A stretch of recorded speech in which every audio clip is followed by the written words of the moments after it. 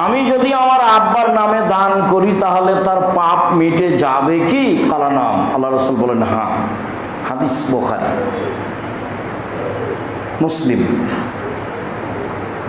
ও বলেনি যে আমার আব্বার ছোট পাপ না বড় পাপ।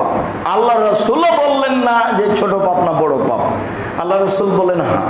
ও বলল আমার আব্বা মারা গেছেন, টাকা পয়সা ছেড়ে গেছেন, কোনো ওসিয়ত করে যাননি, আমি যদি আমার আব্বার নামে দান করি তাহলে তার পাপ মিটে যাবে কি? কালার নাম। আল্লাহ রাসূল বলেন হ্যাঁ। মুসলিম। আয়েশা রাদিয়াল্লাহু তাআলা আনহা বলেন জাত ইমরাতুন ইলান নবী সাল্লাল্লাহু আলাইহি সাল্লাম কালাত, একজন মহিলা রাসূলের নিকটে এসে বলল আল্লাহর নবী কাদ উফতালাত উম্মি, আমার আম্মা হঠাৎ মারা গেছে, ওয়া আযুন্নুহা লাউ তাকাল্লামাত তাসাদ্দাকাত, আর আমি ধারণা করছি আমার মা কথা বলতে পারলে দান করতেন। আফা উসাদ্দিক আনহা আল্লাহ সাহেব, আমি কি আমার মায়ের নামে দান করতে পারি? তার নেকি হবে? তার নাম। আল্লাহ রাসূল বলেন হ্যাঁ। বুখারী মুসলিম।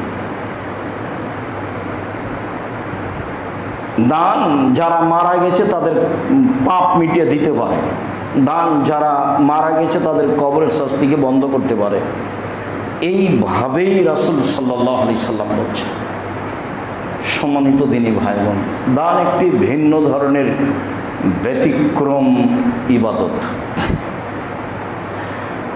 আবু হুরায়রা রাদিয়াল্লাহু তাআলা আনহু বলেন রাসূল সাল্লাল্লাহু আলাইহি ওয়াসাল্লাম বলেছেন মা মিন ইয়াউমিন ইসবাহুল ইবাদু ফিহি ইল্লা মালাকান ইয়ানজিলানে, প্রত্যেকদিন সকালে মানুষ যখন সকাল করে